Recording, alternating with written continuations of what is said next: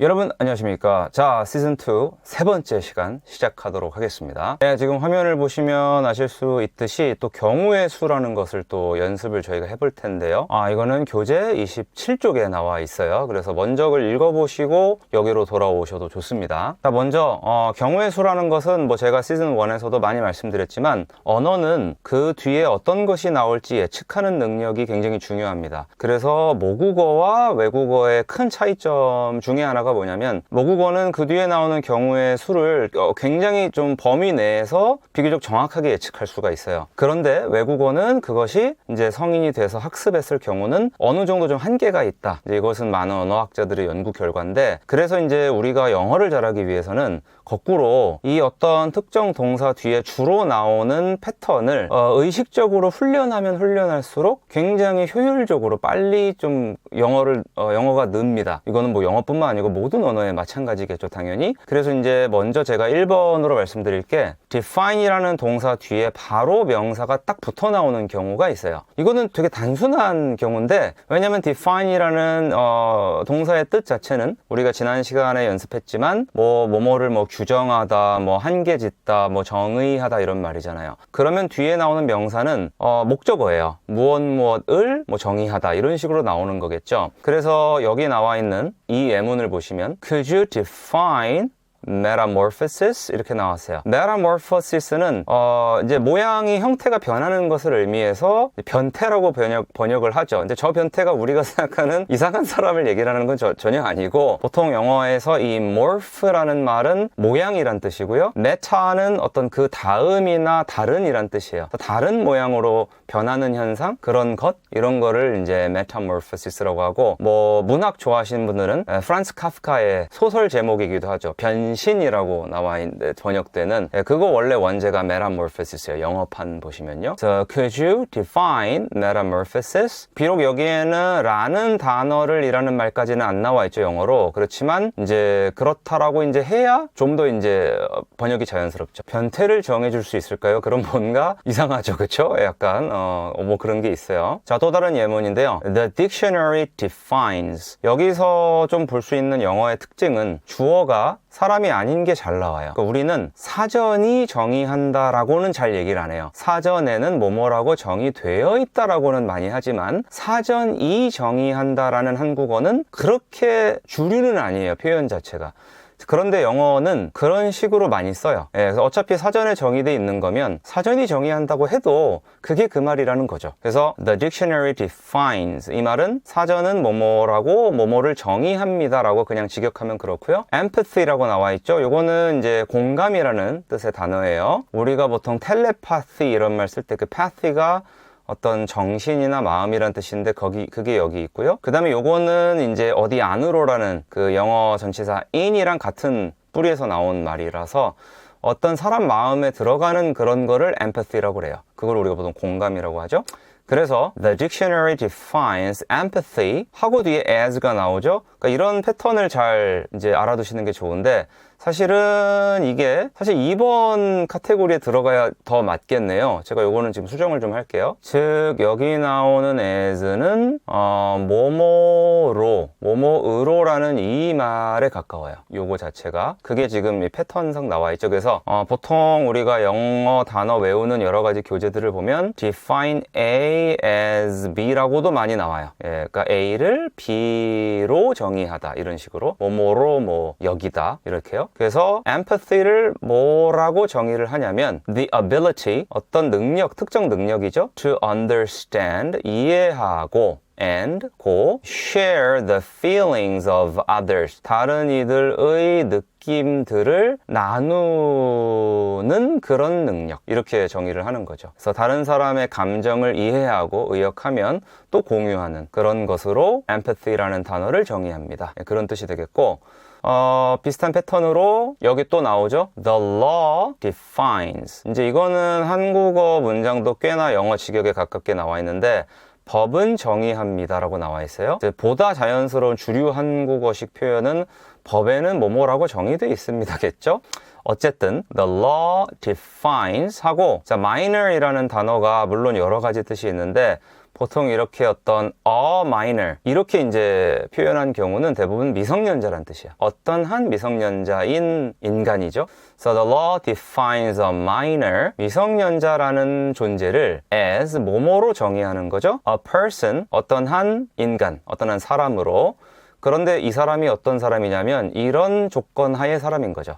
Under the age of 18. 그래서 18세 미만. 예, 이게 정확한 법적 정의다. 이렇게 나와 있죠. 그래서 define 하고 이게 A고 이게 어떻게 보면 여기까지가 B죠. define A as B 그러면 a minor 이라는 A를 a person under the age of 18으로 정의한다. 이렇게 보시면 자연스럽게 해석이 되실 거고요. 자, 이것도 볼까요? he, 그는 defines, 정의합니다. 뭘 정의하냐면요. success를 정의한다. 성공이라는 말이죠. 아마 많은 분들이 영어를 배우시는 과정에서 저랑 비슷하게 제가 했던 고민들을 같이 공유하실 것 같은데 과연 성공이라는 말은 셀 수 있나 없나? 이런 생각을 저도 영어를 배우는 과정에서 당연히 했었거든요. 이런 경우, 그러니까 보통 개념적으로 봤을 때 성공이라는 게 여러 가지 성공 사례인 경우도 있고 성공이라는 추상적 개념일 수도 있죠. 이렇게 애매한 경우 있어요. 이런 경우는 셀 수 있는 명사로 만약에 원어민이 쓰잖아요. 예를 들면 a success나 successes라고 썼을 때는 구체적 성공 사례 등을 지칭한다고 보시면 돼요. 근데 그게 아니고 그냥 success라고 관사나 복수형 표시가 전혀 없이 썼어요. 그때는 성공이라는 개념을 나타낸다고 보시면 돼요. 예, 그렇게 보시면 거의 80~90%는 해결이 되실 겁니다. 자, 그리고 as가 나오고 뒤에 being 하고 어쩌고저쩌고 나왔죠. 사실 이제 be라는 단어 자체는 그냥 뭐뭐이다 라는 말 정도만 전달할 수가 있죠. 그런데 이제 as 뒤에 뭐뭐 하는 것이라고 이제 명사화를 시켜야 돼요. 그러면 동사 원형 뒤에다가 ing를 붙이는 방법이 있어요. 그래서 be 뒤에 ing를 붙여서 being이 되면 뭐뭐인 것, 어떠한 상태로 존재하는 것이라는 말 정도에 가깝고요. being content는 만족한이라는 형용사거든요. 그러면 being content with, 뭐뭐에 만족한 상태로 존재하는 것 하고 what you have 이렇게 나와 있는데 what은 굳이 우리말로 번역을 하자면 이게 좀 한국말에 없는 요소라 이게 좀 어려운데 what은 뭐뭐라는 것 또는 뭐뭐라는 사실에 가까워요. 그래서 what you have 그러면 you have 그러면 네가 가졌다란 말이죠. 그러면은 what you have는 네가 가진 것에 가까워요. 그래서 being content with what you have 그러면 당신이 가진 것에 만족하는 것으로 as가 가운데 껴있고 이렇게 제가 보여드릴 수가 있죠. 얘가 A라면 얘가 B가 되는 거예요. 이해되셨죠? 그쵸? 자, 이제 세 번째 패턴도 보실 텐데요. 이거는 아까 나왔던 define A as B 이거랑 좀 비슷하게 define 뭐뭐뭐 by 뭐뭐뭐 이런 표현도 영어에서 할 수가 있어요. 그러니까 예를 들면 제가 이렇게 한번 써볼게요. Do you define success 하고 by your 예를 들어서 제가 질문을 이렇게 했다고 칠게요. Do you define success by your achievements? 이렇게 achievement는 성취잖아요. 그러면 네가 이룬 성취들로 너의 성공이라는 것을 너는 정의하니? 이런 질문이에요. 그래서 어떻게 보면은 저 by 뒤에 나온 것은 success라는 거를 정의하기 위한 일종의 수단이죠. 또는 기준이 되는 거예요. 그래서 어떤 거를 기준으로 이거를 정의한다 그러면 define 뭐뭐뭐 by 뭐뭐뭐 이렇게 얘기를 할 수가 있어요. 그리고 이거를 만약에 수동태로 만들면 이렇게 될 수도 있죠. 자, 제가 한국말을 써볼게요.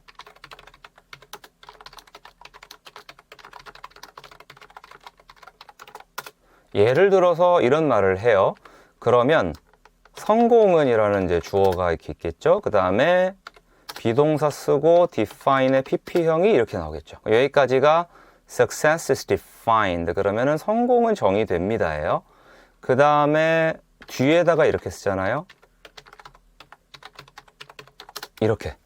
그러면 이게 이 말이죠. Success is defined by your achievements.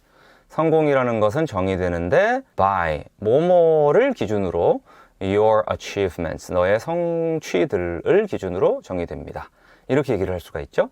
그거를 이제 패턴화해서 이제 써놓은 게 3번이에요. 그래서 주어가 있고 비동사 플러스 defined가 있고 by 명사가 있으면 그런 뜻이라는 거죠. 이것도 굉장히 자주 영어에서 쓰이는 패턴이니까 알아두셔야 되는데 밑에 예문 볼게요. His career, 그의 경력은 is defined by 뭐뭐로 정의됩니다. 하고 뒤에 나왔어요. numerous, 이거는 이제 수많은 이란 뜻이에요. 여기 나오는 이제 요거는 number이라는 말이랑 뿌리가 같아요. 그래서 수가 아주 많은 이런 식으로 생각하시면 되고요. numerous achievements니까 수많은 성취들로 이렇게 되는 거죠. 그래서 그의 경력이 이제 정의되는 그 수단이 또는 그 기준이 수많은 성취들이다. 이렇게 이해를 하시면 되고요. 그 다음에 두 번째 예문은 her role in the team, 그녀의 그 팀에서 역할은 is defined by, 이게 이제 뭐뭐로 정의됩니다죠. her leadership skills, 그녀의 리더십 능력으로. 네, 이렇게 보시면 됩니다.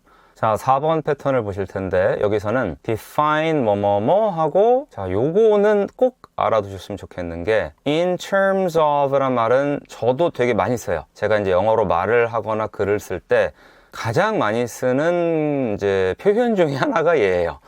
편해요. 예, 그래서 in terms of는 뭐뭐의 측면에서 이런 말입니다. 이거를 이제 실제로 어떻게 썼는지를 보여드리면, 보세요 여러분. The researcher, 연구자는요, defined, 뭐뭐를 정의를 했죠. The problem, 그 문제를 정의를 했어요. 그런데 우리도 그런 말 하잖아요. 그 문제를 어떤 측면에서 정의하다. 예를 들면 뭐 사회적 비용의 측면에서라든가 아니면 뭐 공동체 도덕의 측면에서라든가 이런 식으로, 그래서 어떤 관점이나 어떤 층위에서 그것을 정의했는가 이런 말을 할 때 우리가 쉽게 쓸 수 있는 말이 바로 이겁니다. 그것이 in terms of예요. 그래서 in terms of 하고 뒤에 이제 이렇게 나와 있죠. The underlying causes, 이렇게. 사실 이제 lie라는 단어는 이제 보통 누워 있는 것도 lie라고 많이 하고요. 어디에 이제 깔려 있는 것도 lie라고 하는데, underlying은 그러니까 밑에 깔려 있는 이런 말이에요. 그래서 근본적인이라는 말로 번역을 할 수가 있고, 그래서 the underlying causes, 근본적인 원인, in terms of, 의 측면에서, 이렇게 되는 거죠, 해석이. 오케이. 자, 이해 가셨어요? 좋아요. 자, 그 다음 거. happiness, 행복은 can be defined. 이거는 이제 정의된다라기보다는 정의될 수 있다가 더 이제 어울리겠죠. 그래서 happiness can be defined 하고 in terms of 뭐뭐의 측면에서, 그 다음에 뒤에 나와 있는 말을 번역을 해보면 personal이란 말은 이제 개인의, 그렇죠, 뭐 사적인이라고 볼 수도 있고, personal satisfaction, 개인의 만족, and 그리고 contentment. contentment는 이제 밑에 이제 안정감이라고 이제 번역이 되어 있는데, 아까 전에 사실 content with란 말이 나왔었죠. 뭐뭐에 만족하는, 이렇게. 그래서 satisfaction도 contentment도 어떻게 보면은 비슷한 뜻이에요. satisfaction은 뭔가 자기의 필요가 충족되어지는 그런 만족감이라면은, contentment는 그 자체로 그냥 어떤 심적 안정감 같은 거 있죠? 그런 만족감이라고 조금 보시면 뉘앙스 차이는 조금 있지만, 그 다음에 5번은 어떻게 보면 약간 철학적인 패턴일 수도 있는데, 어떤 존재를 어떤 걸로 정의하다. 우리도 그렇잖아. 너는 너를 뭐로 정의하니? 이런 말을 할 수 있잖아요. 근데 이제 영어로 그거를 이제 문장을 직접 쓰면 He doesn't define himself. 그는 자기 자신을 정의하지 않습니다. 근데 뭐뭐를 기준으로 his past mistakes, 그의 과거 실수들을 기준으로 정의하지 않는다는 얘기예요.